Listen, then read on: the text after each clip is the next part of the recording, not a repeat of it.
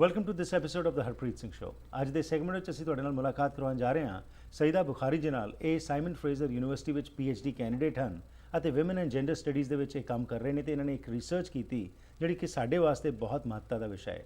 South Asian media ਕਿਸ ਤਰੀਕੇ ਨਾਲ ਆਪਣੇ ਪੈਰ ਪਸਾਰ ਰਿਹਾ ਤੇ ਕਿਸ ਤਰੀਕੇ ਦੇ ਚੈਲੰਜਸ, ਕਿਹੜੇ ਉਹਦੇ ਹਾਈਲਾਈਟਸ ਨੇ, ਇਸ ਦੇ ਬਾਰੇ ਇਹਨਾਂ ਨੇ ਕਾਫੀ ਲੰਮੇ ਸਮੇਂ ਰਿਸਰਚ ਕੀਤੀ। ਅੱਜ ਸਾਡੇ ਨਾਲ ਗੱਲਬਾਤ ਕਰਨਗੇ ਕਿ ਕਿਹੜੀਆਂ ਚੀਜ਼ਾਂ ਤੋਂ ਇਹ ਸਮਝਦੇ ਨੇ ਕਿ ਜਿੱਥੇ ਕੰਮ ਕਰਨ ਦੀ ਲੋੜ ਹੈ ਅਤੇ ਕਿਸ ਤਰੀਕੇ ਨਾਲ ਅਸੀਂ ਵੀ ਆਪਣਾ ਸਹਿਯੋਗ ਦੇ ਸਕਦੇ ਹਾਂ। ਸਵਾਗਤ ਕਰਦੇ ਜੀ, welcome to the programme. Thank you very much for ਥੋੜਾ ਜਿਹਾ ਪਿਛੋਕੜ ਤੁਹਾਡਾ ਜੀ ਕਿ ਕਿਸ ਤਰ੍ਹਾਂ ਤੁਹਾਡਾ ਇੰਟਰਸਟ ਇਸ ਪਾਸੇ ਬਣਿਆ ਤੇ ਤੁਸੀਂ ਹੁਣ PhD ਦੇ ਕੈਂਡੀਡੇਟ ਹੈਗੇ ਹੋ, ਇਹ ਵਿਮਨ ਐਂਡ ਜੈਂਡਰ ਸਟੱਡੀਜ਼ ਵਿੱਚ ਕੰਮ ਕਰ ਰਹੇ ਸੀ ਤੇ ਸਾਊਥ ਏਸ਼ੀਅਨ ਮੀਡੀਆ ਕਿਵੇਂ ਯਾਦ ਆ ਗਿਆ? ਮੈਂ ਬੇਸਿਕਲੀ ਜੀ ਪਾਕਿਸਤਾਨ ਤੋਂ ਹਾਂ ਤੇ ਮੈਂ ਖੁਦ ਵੀ ਇਮੀਗ੍ਰੈਂਟ ਹਾਂ। ਮੈਂ ਆਈ ਸੀ 2006 ਦੇ ਵਿੱਚ। ਮੈਂ ਆਉਣ ਤੋਂ ਪਹਿਲੇ ਪਾਕਿਸਤਾਨ 'ਚ ਵੀ PhD ਇਨਰੋਲ ਸਾਂ ਜੀ। ਤੇ ਮੇਰਾ ਜੋ ਏਰੀਆ ਸੀ ਬੇਸਿਕਲੀ ਜੋ ਤੁਸੀਂ ਕਹਿ ਸਕਦੇ ਹੋ ਕਿ ਮੇਰਾ ਬੇਸਿਕ ਜੋ ਓਰੀਜਨਲ ਡਿਸਪਲਿਨ ਹੈ, ਮੈਂ ਮਾਸਟਰਸ ਜਰਨਲਿਜ਼ਮ ਵਿੱਚ ਕੀਤਾ ਤੇ ਮੈਂ MPhil ਵੀ ਫਿਰ ਮੈਸ ਕਮਿਊਨੀਕੇਸ਼ਨ ਵਿੱਚ ਕੀਤਾ। ਬਟ ਪਾਕਿਸਤਾਨ ਦੇ ਵਿੱਚ ਮੈਂ ਸੋਸ਼ਲ ਸੈਕਟਰ ਦੇ ਨਾਲ ਕਾਫੀ ਕੰਮ ਕੀਤਾ, ਮੈਂ ਟੀਚਿੰਗ ਵੀ ਕੀਤੀ। ਜਦੋਂ ਮੈਂ ਇੱਧਰ ਆਈ, ਮੈਂ ਐਡਮਿਸ਼ਨਸ ਵਾਸਤੇ ਅਪਲਾਈ ਕੀਤਾ। ਉਹ ਜ਼ਾਰੀ ਗੱਲ ਹੈ ਜਦੋਂ and I wanted to get into university the very first year, ਮੈਂ ਆਪਣਾ ਟਾਈਮ ਵੇਸਟ ਨਹੀਂ ਕਰਨਾ ਚਾਹੁੰਦੀ ਸਾਂ। So I was able to get admission in PhD directly in the very first year when I came here. So ਉਹਦੇ 'ਚ ਕਰ ਇਹ ਹੋਇਆ ਕਿ ਮੇਰੇ ਜੋ ਸੁਪਰਵਾਈਜ਼ਰ ਸਨ, ਹਾਲਾਂਕਿ ਮੇਰਾ ਇੰਟਰਸਟ ਜੋ ਸੈਕੰਡ ਇੰਟਰਸਟ ਹੈਗਾ ਉਹ ਜੈਂਡਰ ਐਂਡ ਇੰਟਰਨੈਸ਼ਨਲ ਡਿਵੈਲਪਮੈਂਟ 'ਤੇ ਹੈਗਾ, ਵਿਮਨ ਸਟੱਡੀਜ਼ 'ਤੇ ਹੀ ਹੈ focus. So luckily I got into this department. ਮੇਰੇ ਸੁਪਰਵਾਈਜ਼ਰ ਜੋ ਨੇ ਪ੍ਰੋਫੈਸਰ ਹਬੀਬਾ ਜ਼ਮਾਨ, ਉਹ ਚੂँकि ਉਹਨਾਂ ਦਾ ਰਿਸਰਚ ਦਾ ਫੋਕਸ ਇਮੀਗ੍ਰੇਸ਼ਨ 'ਤੇ ਰਿਹਾ ਹੈ, ਇਮੀਗ੍ਰੇਸ਼ਨ ਸਟੱਡੀਜ਼ 'ਤੇ, ਇਮੀਗ੍ਰੇਸ਼ਨ ਲਿਟਰੇਚਰ 'ਤੇ। That's how I also, and because I had my background as an immigrant too, ਤੇ ਮੈਂ ਵੀ ਉਹ ਸਾਰੀ ਡਿਫਿਕਲਟੀਜ਼ ਫੇਸ ਕਰ ਰਹੀ ਸਾਂ, ਉਹ ਚੈਲੰਜਸ, ਉਹ ਸਾਰੀ ਤੁਸੀਂ ਕਹਿ ਲਓ ਇੱਕ ਅਨਫੋਰਸੀਨ ਦੁਨੀਆ ਮੇਰੇ ਅੱਗੇ ਵੀ ਖੁੱਲ ਰਹੀ ਸੀ। So I also got develop my interest into this, and that's how I came to immigration studies within women's studies. Right. ਥੋੜਾ ਜਿਹਾ ਮੈਂ ਤੁਹਾਨੂੰ ਦੱਸਾਂਗੀ ਕਿ while working with my supervisor, ਮੈਂ ਯੂਨੀਵਰਸਿਟੀ ਤੁਹਾਨੂੰ ਓਪਰਚੁਨਿਟੀ ਦਿੰਦੀ ਹੈ। PhD ਇੱਕ ਇਹੋ ਜਿਹੀ ਡਿਗਰੀ ਹੈ ਜਿਹਦੇ 'ਚ ਤੁਹਾਨੂੰ ਹੈਂਡਸ ਔਨ ਟ੍ਰੇਨਿੰਗ ਮਿਲ ਰਹੀ ਹੁੰਦੀ ਹੈ ਮੁਖਤਲਿਫ ਟਾਸਕ ਕਰਨੇ ਦੀ, and primarily their research and teaching. So I was able to work with my professor and with other professors at not only at SFU but UBC as well, as a research assistant, which means that you get a chance to work on different research projects. So I got a chance to work with my own supervisor. That was the first ever project that I did with her. That was funded by SHRC and it was a small funding, but we wanted to see कि जो Pakistani skilled women immigrants आंदियां ने Pakistan, तो what are the challenges and limitations they face. अच्छा जी. And during that time, I got a chance to interview almost 15 Pakistani skilled women immigrants. And most of them were doctors, engineers, and highly qualified from Pakistan. Actually, some of them were PhDs from elsewhere, like Australia and New Zealand and USA. And they told me, they shared their stories when they came here, what kind of difficulties, and I mean, you can understand they had to go through. Absolutely. That was really shocking for me क्योंकि मैं खुद भी struggle कर रही थी, मेरे husband भी struggle कर रहे सन, पर मैनू ये अंदाज़ा नहीं सी कि इन्ना तुसी स्किल्ड इमिग्रेंट हो के इधर आओगे। फिर एक तो स्किल्ड इमिग्रेंट दी चैलेंजेस सन, फिर उन्हां दी विमेन होना itself was causing more difficulties for them. मैं difficulties दी बजाय barriers कहांगी कि उन्हां वास्ते barriers बन गए। सो ਉਹਦੇ ਬਾਅਦ ਮੇਰਾ ਇੰਟਰਸਟ ਡਿਵੈਲਪ ਹੋਇਆ ਸੀ, ਇੱਕ ਸੈਕੰਡ ਰਿਸਰਚ ਕੀਤੀ ਜੋ ਕਿ ਮੈਟਰੋਪੋਲਿਸ ਫੰਡਡ ਸੀ। ਹੁਣ ਇਹਦੇ 'ਚ ਕਰ ਵੀ wanted to see, this was a project ਜੋ ਮੈਂ ਤੇ ਮੇਰੀ ਸੁਪਰਵਾਈਜ਼ਰ ਨੇ ਮਿਲ ਕੇ ਅਪਲਾਈ ਕੀਤਾ। We got the funding and we worked on that. It was 2009-10 and I guess 11-2। ਉਹਦੀ ਰਿਪੋਰਟ ਹੁਣ ਪਬਲਿਸ਼ ਹੋਣ ਵਾਲੀ ਹੈ ਜੀ। ਕਿ ਅਸੀਂ ਇਹ ਦੇਖਣਾ ਚਾਹੁੰਦੇ ਸਾਂ, ਮੇਰਾ ਇੰਟਰਸਟ ਵਧਿਆ ਕਿ ਜੋ ਐਤਕੀ ਅਸੀਂ ਸਾਊਥ ਏਸ਼ੀਅਨ ਇਮੀਗ੍ਰੈਂਟਸ ਨੂੰ ਇਨਕਲੂਡ ਕਰ ਲਿਆ। ਵੀ ਵਾਂਟਡ ਟੂ ਸੀ ਕਿ ਜੋ ਸਾਊਥ ਏਸ਼ੀਆ ਤੋਂ ਪੜ੍ਹਾ ਲਿਖਾ ਤਬਕਾ ਆ ਰਿਹਾ, ਬਿਕੋਜ਼ ਸਾਊਥ ਏਸ਼ੀਆ colony ਰਿਹਾ ਹੈ British the. English is our second language there, and there are very fabulous fine educational institutes both in India, Pakistan, Nepal, Sri Lanka. One I would say world leading or very good high standard educational institutions. And people come with huge, work experiences and everything, credentials. So I wanted to see what are the challenges that these people are facing. So now this time we ended up interviewing more than 40 people, around 40 people. And this time we included settlement agencies, service providers as well. So we went to different service providers and we asked their settlement counselors, their family counselors, other people who work with these immigrants, what is their take and feedback on these immigrants and their lives. So we and in that, while I was asking them, my basic question in that research was that where do they go for information, first information, and sources of support? Where do they look for when they come here? So we listed few things, and among those things were friends, families, religious institutions, you know, cultural ethnic associations, right. and the media. Because for every other thing, it's individual one-to-one contact, but media is the only thing that you're getting every information as a collectively, as a masses, you know, as a public. ਉਹਦੇ 'ਚ ਕਰ ਮੈਨੂੰ ਬੜੀ interesting ਗੱਲਾਂ ਪਤਾ ਚੱਲੀਆਂ। ਕੁਛ ਲੋਕ ਜੋ ਕਿ ਮੈਨੂੰ ਇਹ ਪਤਾ ਲੱਗਾ ਕਿ ਕੁਛ ਲੋਕਾਂ ਦੀ ਰਾਏ ਸੀ ਕਿ ਨਹੀਂ ਮੀਡੀਆ ਸਪੋਰਟ ਕਰਦਾ ਹੈ, ਥੋੜੀ ਬਹੁਤ ਇਨਫੋਰਮੇਸ਼ਨ ਦੇ ਦਿਆ, ਬਟ ਜ਼ਿਆਦਾ ਲੋਕਾਂ ਦੀ ਐਕਸਪੈਕਟੇਸ਼ਨ ਸੀ ਕਿ ਸਾਨੂੰ ਇਹ ਤੋਂ ਜ਼ਿਆਦਾ ਐਕਸਪੈਕਟ ਅਸੀਂ ਕਰਦੇ ਸਾਂ ਜੋ ਸਾਨੂੰ ਨਹੀਂ ਮਿਲਾ। And then I spoke to my supervisor and my committee and I told them कि मेरा मास्टर्स भी जर्नलिज्म में है, मेरा MPhil भी, why not that I should work on this area and I should see कि South Asian ethnic media ਕੀ ਕਰ ਰਿਹਾ ਹੈ, and that's how I landed into this field. ਬਹੁਤ cool. So ਇਹ ਜਿਹੜੀ ਤੁਹਾਡੀ ਆਬਜ਼ਰਵੇਸ਼ਨ ਚਾਹਾਂਗੇ, ਕਿਉਂਕਿ ਤੁਸੀਂ ਕਾਫੀ ਸਮਾਂ ਲਾਇਆ, ਕਾਫੀ ਸਾਰੇ ਮੀਡੀਆ ਦੇ ਜਿਹੜੇ ਪਾਰਟਨਰਸ ਨੇ ਉਹਨਾਂ ਦੇ ਵਿੱਚ ਕੰਮ ਕਰਦੇ ਜਰਨਲਿਸਟ ਨੇ, ਉਹਨਾਂ ਨਾਲ ਤੁਸੀਂ ਗੱਲਬਾਤ ਕੀਤੀ। ਕੀ ਚੀਜ਼ ਆਈ ਹੈਗੀ ਹੈ, ਕਿਹੜੇ ਚੈਲੰਜਸ, ਕਿਹੜੇ ਇਸ਼ੂਜ਼ ਜਿਹੜੇ ਹੈਗੇ ਨੇ ਉਹ ਸਾਊਥ ਏਸ਼ੀਅਨ ਮੀਡੀਆ ਫੇਸ ਕਰਦਾ, ਤੇ ਕਿਸ ਤਰੀਕੇ ਨਾਲ ਉਹ despite all the challenges or barriers they are still able to process that and send it to the people. अच्छा, एक गल है वे हरप्रीत कि मैं इस वक्त भी मैं रिसर्च दी उस स्टेज ते हाँ जिथे मैं ऑलमोस्ट अपना डाटा कलैक्ट कर लिया। बाय द टाइम तुहाडा प्रोग्राम ऑन एयर जाएगा मेरा सारा डाटा कलैक्शन कंप्लीट हो चुका होएगा। एक क्वालिटेटिव रिसर्च सी, थोड़ी जी मैं रिसर्च लिंगो इस्तेमाल करी, बट क्वालिटेटिव रिसर्च का मतलब है कि जिहदे च कर असी डायरैक्टली लोकां नाल गलबात कीती है, जो इहदे च कर लिटरेचर दे उत्ते डिपेंड करना है। As a research of course we have to, लेकिन मेरा जो डाटा कलैक्शन दा प्राइमरी मोड सी वो सारा दा सारा क्वालिटेटिव लोकां नाल गलबात करना सी।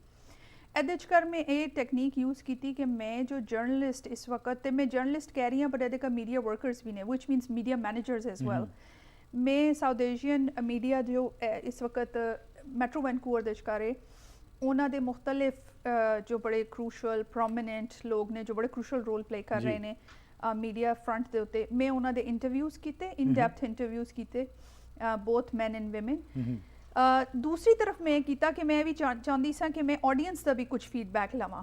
ਉਹਦੇ 'ਚ ਕਰ मैं जो ऑडियंस ने ते ऑडियंस ਦੇ 'ਚ ਕਰ भी मैं फिर हर एज ग्रुप लिया, मतलब सीनियर्स भी ले, यंग एडल्ट्स ले, मैन विमेन, ते एतकी भी is South Asian ethnic media. So primarily I focused on, because you know there are limitations if you're into research, so I focused on India, Pakistan and Bangladesh. So this is my sample. ਤੇ ਇਹਦੇ 'ਚ ਕਰ मैं audience ਦੇ ਨਾਲ focus groups ਕੀਤੇ, which means ਅਸੀਂ group discussions ਕੀਤੀਆਂ, and I did almost 4 group discussions. ਪਰ ਹੁਣ ਜੋ 2 ਦਿਨ ਬਾਅਦ ਇੱਕ ਵੱਡਾ ਇਵੈਂਟ ਮੈਂ ਸਕੈਜੂਲ ਕੀਤਾ ਹੈ ਜੋ ਤੁਹਾਡਾ ਹੋਇਆ ਸੀ 1 ਜੂਨ ਨੂੰ ਤੁਸੀਂ ਕੀਤਾ। ਹਾਂਜੀ, ਤੇ ਉਹਦੇ 'ਚ ਕਰ ਅਸੀਂ ਇੱਕ ਵੱਡਾ ਗਰੁੱਪ ਸੈਂਪਲ ਲਿਆ, ਜਿਹਦੇ 'ਚ ਕਰ ਅਸੀਂ ਸਾਰੇ ਲੋਕਾਂ ਨੂੰ ਇਨਕਲੂਡ ਕੀਤਾ, ਜਿਹਦੇ ਕਰ ਅਸੀਂ ਆਡੀਅנס ਨੂੰ ਵੀ ਬੁਲਾਇਆ ਤੇ ਮੀਡੀਆ ਪਰਸਨਸ ਨੂੰ ਵੀ ਬੁਲਾਇਆ, ਐਂਡ ਵੀ ਮੇਡ ਸ਼ੋਰ ਕਿ ਉਹ ਇੱਕ ਜਗ੍ਹਾ ਤੇ ਮੁਖਤਲਿਫ ਟੇਬਲਸ ਦੇ ਉੱਤੇ ਬਹਿ ਕੇ ਇੱਕ ਦੂਜੇ ਦੇ ਨਾਲ ਗੱਲ ਕਰਨ। ਸੋ ਸਾਡੇ ਕੋਲ ਇਹੋ ਜਿਹਾ ਮਟੀਰੀਅਲ ਆ ਸਕੇ ਜਿਹਦੇ ਨਾਲ ਸਾਨੂੰ ਪਤਾ ਚੱਲੇ ਕਿ ਐਕਚੁਅਲ ਚੈਲੰਜਸ ਕੀ ਨੇ। ਰਾਈਟ, ਸੋ ਬੇਸਿਕ ਤੁਹਾਡਾ ਇਹਦਾ ਪਰਪਸ ਕੀ ਸੀ ਤੇ ਇਹਦੇ ਨਾਲ ਕੀ ਤੁਸੀਂ ਬੈਨੀਫਿਟ ਸਮਝਦੇ ਹੋ ਜਿਹੜਾ ਕਮਿਊਨਿਟੀ ਨੂੰ ਪਹੁੰਚ ਸਕਦਾ, ਇਸ ਬਾਰੇ ਗੱਲਬਾਤ ਕਰਾਂਗੇ ਇਸ ਬ੍ਰੇਕ ਤੋਂ ਬਾਅਦ ਜੀ।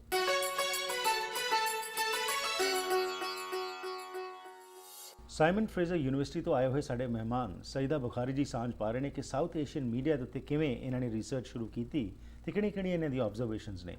ਹਾਲ ਹੀ ਵਿੱਚ ਇਹਨਾਂ ਨੇ ਇੱਕ ਫੰਕਸ਼ਨ ਵੀ ਆਯੋਜਨ ਕੀਤਾ ਜਿਸ ਦੇ ਵਿੱਚ ਕਿ ਬਹੁਤ ਵੱਧ ਗਿਣਤੀ ਵਿੱਚ ਲੋਕਾਂ ਨੇ ਆ ਕੇ ਅਤੇ ਮੀਡੀਆ ਪਾਰਟਨਰਸ ਨੇ ਆ ਕੇ ਆਪਣੇ ਵਿਚਾਰ ਸਾਂਝੇ ਕੀਤੇ ਸੀ। ਆਓ ਇਸੇ ਵਿਸ਼ੇ ਵਿੱਚ ਹੋਰ ਜਾਣਕਾਰੀ ਲੈਂਦੇ ਹਾਂ ਜੀ। ਸੋ ਜਿਸ ਤਰ੍ਹਾਂ ਬ੍ਰੇਕ ਤੋਂ ਪਹਿਲਾਂ ਤੁਸੀਂ ਦੱਸ ਰਹੇ ਸੀ, ਸੋ ਆਬਜ਼ਰਵੇਸ਼ਨਸ ਐਂਡ ਜਿਹੜਾ ਤੁਸੀਂ ਇਸ ਨੂੰ ਸ਼ੁਰੂਆਤ ਕੀਤਾ, ਇਹ ਸ਼ੁਰੂਆਤ ਤਾਂ ਹੋਈ ਕਿ ਤੁਸੀਂ ਇੱਕ ਛੋਟੇ ਜਿਹੇ ਸੈਂਪਲ ਸਟੱਡੀ ਤੋਂ ਗੱਲਬਾਤ ਕੀਤੀ ਲੇਕਿਨ ਮੀਡੀਆ ਤੱਕ ਪਹੁੰਚੇ। ਸੋ ਕੀ ਤੁਹਾਡੀ ਜਦੋਂ ਗੱਲਬਾਤ ਹੋਈ ਇਹ ਉਹਦੇ 'ਚੋਂ ਕੀ ਨਿਕਲਿਆ ਕੀ ਹੈਗਾ?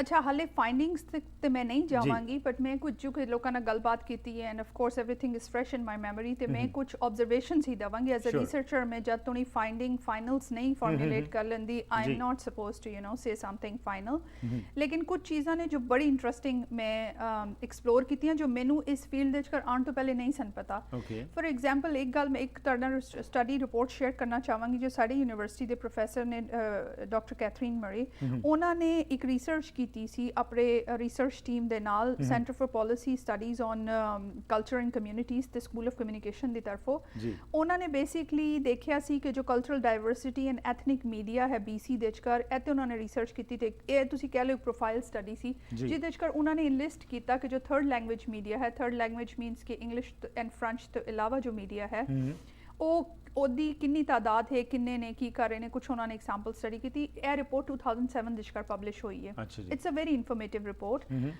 ਪਰ ਉਸ ਰਿਪੋਰਟ ਦੇ ਰਾਹੀਂ ਮੈਨੂੰ ਇਹ ਪਤਾ ਚੱਲਿਆ ਕਿ ਐਂਡ ਵੈਰੀ ਇੰਟਰਸਟਿੰਗ ਫੈਕਟ ਕਿ ਜੋ ਉਹਨਾਂ ਨੇ ਉਸ ਵਕਤ ਗੈਦਰ ਕੀਤੇ number of south Asian outlets media outlets ਜੀ ਤੁਸੀਂ ਹੈਰਾਨ ਹੋਗੇ ਸੁਣ ਕੇ ਕਿ ਉਹ ਇਸ ਵਕਤ BC ਦੇ ਵਿਚਕਾਰ ਸਭ ਤੋਂ ਜ਼ਿਆਦਾ ਨੇ ਹਾਲਾਂਕਿ ਪੋਪੂਲੇਸ਼ਨ ਵਾਈਜ਼ ਚਾਈਨੀਜ਼ ਸਾਡੇ ਤੋਂ ਜ਼ਿਆਦਾ ਨੇ ਲੇਕਿਨ ਜੋ ਮੀਡੀਆ ਆਊਟਲੈਟਸ ਨੇ ਜੋ ਰਜਿਸਟਰਡ ਨੇ ਅਨਰਜਿਸਟਰਡ ਕੁਝ ਕੰਮ ਕਰ ਰਹੇ ਨੇ ਨਹੀਂ ਕਰ ਰਹੇ ਨੇ ਬਟ ਜੋ ਟੋਟਲ ਨੰਬਰ ਆਏ ਨੇ ਉਹਦੇ ਵਿਚਕਾਰ ਜੋ south Asian son they are leading with 33 ਉਹਦੇ ਬਾਅਦ ਸੈਕੰਡ ਤੇ ਕੋਰੀਅਨਸ ਨੇ with 28 I mean this is according to 2007's report ਵਿਚ ਹੀ ਪਬਲਿਸ਼ਡ ਅੱਛਾ ਇਹਦੇ ਕਰ ਇੱਕ ਹੋਰ ਇੰਟਰਸਟਿੰਗ ਮੈਂ ਤੁਹਾਡੇ ਨਾਲ ਸ਼ੇਅਰ ਕਰਨਾ ਚਾਹੂੰਗੀ ਕਿ ਜੋ ਐਥਨਿਕ ਮੀਡੀਆ ਸੀ ਜੋ 63 ਫਰਸਟ ਕਰੋ ਅਸੀਂ ਕਹਿੰਦੇ ਜੋ ਬਹੁਤ ਐਕਟਿਵ ਅੱਛਾ ਉਹਦੇ ਵਿਚਕਾਰ ਜੋ ਸਾਡਾ ਸਾਊਥ ਏਸ਼ੀਅਨ ਐਥਨਿਕ ਮੀਡੀਆ ਉਹਦੇ ਕਰ ਜੋ ਸਭ ਤੋਂ ਜ਼ਿਆਦਾ ਗਿਣਤੀ ਦੇ ਕਰ ਸ਼ੁਰੂ ਹੋਏ ਨੇ ਐਥਨਿਕ ਮੀਡੀਆ ਆਊਟਲੈਟਸ ਸਾਡੇ ਸਾਊਥ ਏਸ਼ੀਅਨ ਸਪੈਸੀਫਿਕਲੀ ਉਹ 2000s ਦੇ ਵਿਚਕਾਰ ਹੋਏ ਨੇ ਆਫਟਰ 2000 26 ਮੀਡੀਆ ਆਊਟਲੈਟਸ ਸ਼ੁਰੂ ਹੋਏ ਨੇ after 2006 and media outlet means it could B radio it could B TV programming newspapers 1990s ਦੇ ਦੌਰਾਨ 21 ਆਊਟਲੈਟਸ ਸਨ ਤੇ ਉਹ ਤੋਂ ਪਹਿਲੇ ਚਲੇ ਜਾਓ 1990 ਤੋਂ ਪਹਿਲੇ 16 so you will see that over the years there is a gradual increase in the number of media outlets so this was one important thing the other thing is कि ਇਹਦੇ ਚ ਜੋ ਸਾਊਥ ਏਸ਼ੀਅਨ ਅਸੀਂ ਕਹਿੰਦੇ ਆ naturally ਇਹਦੇ ਕਾ dominant ਜੋ media ਹੈ language ਦੇ ਹਿਸਾਬ ਦੇ ਨਾਲ that's Punjabi and I think that's understandable as well because majority of the South Asian community is living here and let me put it majority of the South Asian immigrants living here I won't call it communities they speak and understand Punjabi Punjab ਜੋ ਹੈ East ਤੁਹਾਡੇ ਜੋ ਮਤਲਬ East West Punjab ਨੂੰ ਤੁਸੀਂ ਪਾ ਲਓ ਫਿਰ ਉਹਦੇ ਬਾਅਦ ਬਾਕੀ ਲੋਕ ਵੀ ਕਾਫੀ ਲੋਕ ਪੰਜਾਬੀ ਐਟਲੀਸਟ ਅਗਰ ਬੋਲ ਨਾ ਸਕਣ ਸਮਝ ਲੈਂਦੇ ਨੇ ਜੀ ਇਹਦੇ ਚ ਕਰ ਫਿਰ ਸਾਡਾ ਜੋ ਪਾਕਿਸਤਾਨ ਦਾ ਉਰਦੂ ਹੈ ਉਹਦਾ ਵੀ ਕੰਟਰੀਬਿਊਸ਼ਨ ਹੈ ਵੇ ਨਾਓ ਹੁਣ ਇਸ ਵਕਤ ਸਾਡੇ 3 ਨਿਊਜ਼ਪੇਪਰ ਆਲਰੇਡੀ ਚੱਲ ਰਹੇ ਨੇ ਮਤਲਬ 3 ਦਾ ਮਤਲਬ ਇਹ ਵੇ ਕਿ 2 ਨਿਊਜ਼ਪੇਪਰ ਤਾਂ ਸਾਡੇ ਫੁੱਲ ਫਲੈਜ ਚੱਲ ਰਹੇ ਨੇ ਪਰ ਅਗਰ ਮੁਸਲਿਮ ਮੀਡੀਆ ਨੂੰ ਤੁਸੀਂ ਇਨਕਲੂਡ ਕਰ ਦਿਓ ਤੇ ਫਿਰ ਉਹਨਾਂ ਦਾ ਨੰਬਰ ਵੱਧ ਜਾਂਦਾ ਹੈ ਸਾਡੇ ਇੱਕ ਪਾਕਿਸਤਾਨੀਆਂ ਦਾ ਆਈ wood say van I say ਸਾਡੇ ਵਿਚ of course I am from Pakistan ਲੇਕਿਨ ਰਿਸਰਚ ਮੈਂ ਸਾਊਥ ਏਸ਼ੀਅਨ ਵਾਸਤੇ ਸਾਰਾ ਸੈਂਪਲ ਇਨਕਲੂਡ ਕੀਤਾ ਜੋ ਪਾਕਿਸਤਾਨੀ ਮੀਡੀਆ ਉਹਦੇ ਚ ਕਰਿਆ ਵੇ ਕਿ ਉਹਨਾਂ ਦੀ ਕੋਈ ਫੁੱਲ ਫਲੈਜ ਰੇਡੀਓ ਨਹੀਂ ਹੈਗਾ ਇਸ ਵਕਤ TV ਦੇ ਉੱਤੇ ਵੀ ਉਹਨਾਂ ਦੀ ਰਿਪਰੈਜ਼ੈਂਟੇਸ਼ਨ ਬਹੁਤ ਕਮ ਹੈ ਮੇਰਾ ਖਿਆਲ ਹੈ ਉਹਨਾਂ ਦੀ ਜੋ ਆਬਾਦੀ ਦੇ ਤਨਾਸਬ ਹੈ ਉਸ ਦੇ ਮੁਤਾਬਿਕ ਤੇ ਫਿਲਹਾਲ ਬਹੁਤ ਕਮ ਹੈ पाकिस्तानी या उर्दू बोलने वाले लोगों की तादाद भी BC देश का खास तौर पर मैट्रो वैनकूवर का बहुत ज़्यादा है सो वो एरिया जो है अच्छा जो असी वो area that has to be taken care of कि उन्होंने कोई रिप्रेजेंटेशन है सच नहीं कुछ रेडियो चैनल्स अच्छा सब तो ज़्यादा जो हॉट मीडिया है या तुसी को कि जो ज़्यादा एक्सेसिबल है ज़्यादा लोग उसमें अप्रोच दैट्स रेडियो न्यूज़पेपर अगरचे काफ़ी निकल रहे हैं सस्टेन भी कर रहे हैं विच इज़ अमेजिंग कि वो सस्टेन भी कर रहे हैं बट उन्होंने चैलेंजेस ज़्यादा ने बिकॉज मार्केट वही है कंपटीशन बढ़ रहा है जितने ज़्यादा कंपैटिटर्स होते जाएंगे मार्केट के जो रिसोर्सेज ने वही रहने वो श्रिंक हो रहे हैं so they are going through and that eventually affects quality as well I mean this is what people whom I interviewed they themselves accepted कि जी ਜਦੋਂ ਜ਼ਿਆਦਾ ਸਾਡੇ ਕੋਲ ਰਿਸੋਰਸਸ ਨਹੀਂ ਹੋਣਗੇ ਸਾਡੀ ਕੁਆਲਿਟੀ ਜ਼ਾਰੀ ਗੱਲ ਇਫੈਕਟ ਹੋਏਗੀ ਜੀ ਰੇਡੀਓ ਦੇ ਉੱਤੇ ਇਹ ਹੈ ਕਿ ਜੋ ਰੇਡੀਓ ਨੂੰ ਸਟੇਟ ਕਿਸੇ ਹੱਦ ਤੱਕ ਸਪਾਂਸਰ ਕਰ ਰਿਹਾ ਹੈ ਉਹਦੇ ਯਾਨੀ ਸਟੇਟ ਸਪਾਂਸਰਸ਼ਿਪ ਦਾ ਮਤਲਬ ਇਹ ਹੈ ਕਿ ਜੋ ਰੇਡੀਓ ਤੇ ਟੋਟਲੀ ਡਿਪੈਂਡੈਂਟ ਹੈ ਜੀ ਉਹਨਾਂ ਨੂੰ ਸਿਰਫ ਤੇ ਸਿਰਫ ਫਰਸਟ ਕਰੋ ਕੈਨੇਡਾ ਤੋਂ ਬਾਹਰ ਜਾ ਕੇ ਉਹਨਾਂ ਨੂੰ ਲਿਸਟਡ ਹੋਣਾ ਪੈਂਦਾ ਹੈ ਉਹਨਾਂ ਨੂੰ ਰੈਵਨਿਊਜ਼ ਦੇ ਉੱਤੇ ਫੁੱਲੀ ਡਿਪੈਂਡ ਕਰਨਾ ਪੈਂਦਾ ਹੈ ਰੇਡੀਓ ਵਾਸਤੇ ਵੀ ਉਹ ਉਨਾ ਹੀ ਚੈਲੰਜਿੰਗ ਹੈ ਜੀ ਲੇਕਿਨ ਇੱਕ ਗੱਲ ਮੈਂ ਜ਼ਰੂਰ ਇਹਦੇ ਚ ਐਡ ਕਰਨਾ ਚਾਹੂੰਗੀ ਅੱਛਾ ਇਹਦੇ ਨਾਲ ਫਿਰ ਇੱਕ ਗੱਲ ਹੋ ਗਈ resources so resources has come up as a number 1 challenge right दूसरी चीज़ जो है वो जर्नलिस्टिक स्किल्स एंड क्वालिटीज़ ने कि मेरी रिसर्च दे कर मैं यह चीज़ देखी कि खुद जर्नलिस्ट ने इस गल दे उत्ते